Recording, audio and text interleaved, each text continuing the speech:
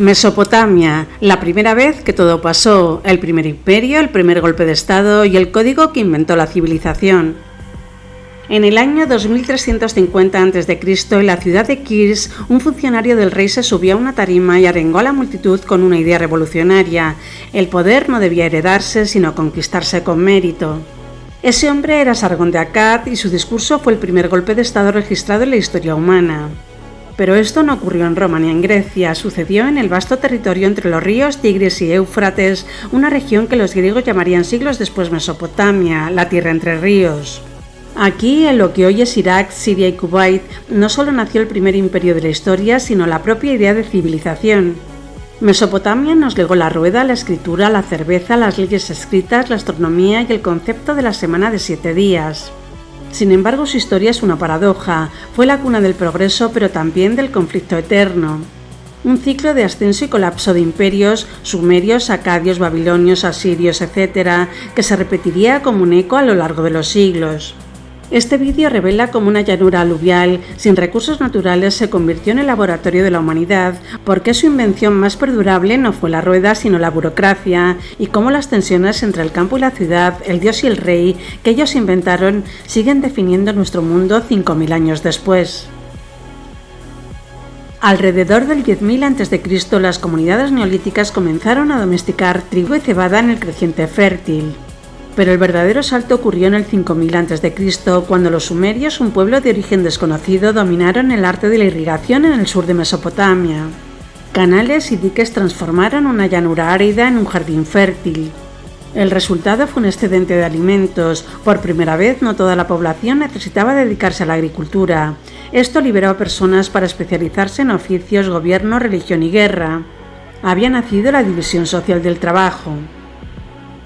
Hacia el 3500 a.C., Uruk era la ciudad más grande del planeta con hasta 80.000 habitantes. Era una metrópolis de adobe con el zigurat, una gigantesca pirámide escalonada que servía de templo y centro administrativo. Era el eje del mundo, un lugar donde lo divino tocaba lo terrenal. Y también había especialización profesional, alfareros, cerveceros, escribas, sacerdotes y soldados. La complejidad social exigía un sistema de control. La administración de los graneros, los templos y los impuestos se volvió tan compleja que la memoria oral ya no era suficiente. Hacia el 3300 a.C., los sumerios desarrollaron un sistema de contabilidad. Marcaban pictogramas con una cuña, cuneos en latín, en tablillas de arcilla húmeda. Esa fue la escritura cuneiforme. Su primer uso no fue poético, sino burocrático. Recibí 100 medidas de cebada de Ur-Luma. La historia había comenzado. Las ciudades-estados sumerias, Ur, Uru y Lagash, competían ferozmente por el control del agua y las rutas comerciales. Sus guerras constantes crearon una innovación paralela, la organización militar profesional. Pero fue un forastero, Sargón, quien comprendió que la unidad era poder. La historia de Sargón, relatada en una tablilla, es sorprendentemente similar a la de Moisés o Rómulo. Un bebé de origen humilde es colocado en una cesta sellada con betún y abandonado en un río.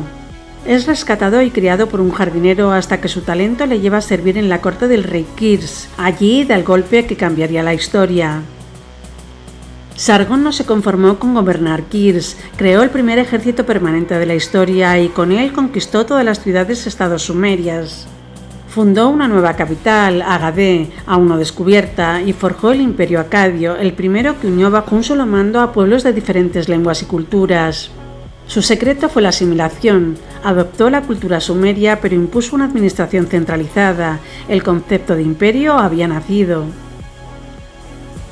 En Mesopotamia la religión era el cemento social. Los dioses, Enlil, dios del viento, Inna, diosa del amor y la guerra, eran caprichosos y poderosos.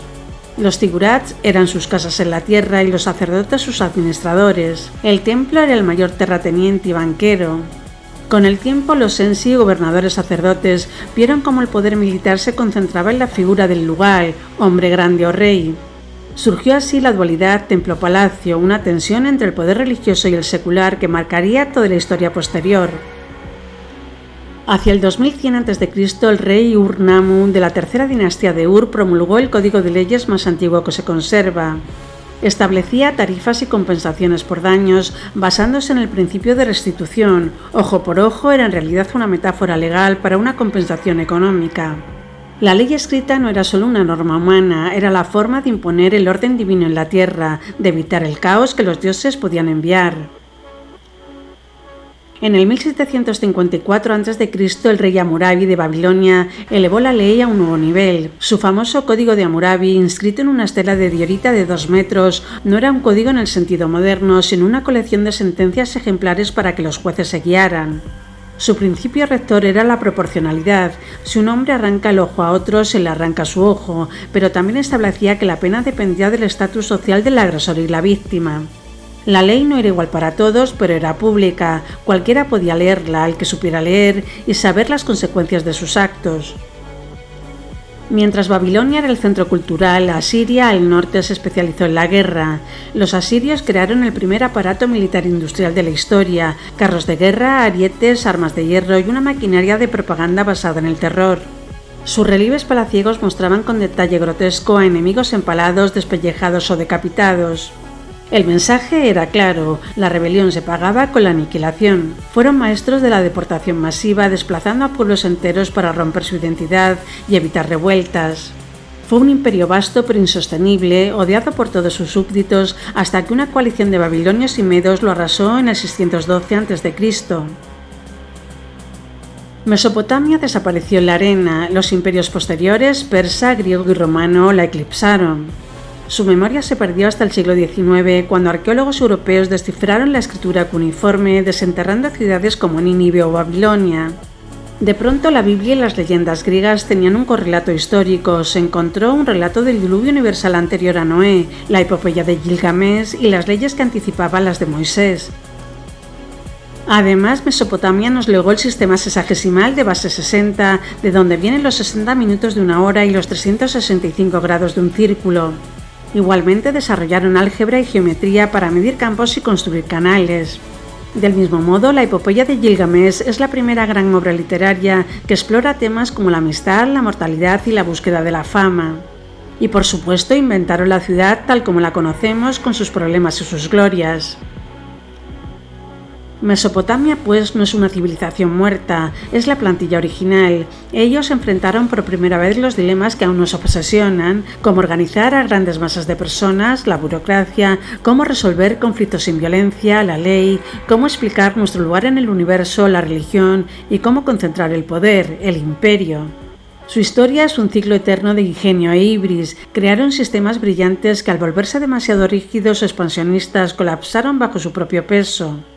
La lección mesopotámica es que la civilización es frágil. Sus ciudades de adobe levantadas con tanto esfuerzo volvieron al polvo del que surgieron, pero sus ideas, escritas en arcilla indestructible, sobrevivieron para fundar nuestro mundo. En cada ley, en cada ciudad, en cada cálculo de tiempo, ahí está Mesopotamia, recordándonos que todo ya ha sucedido antes entre 2 ríos.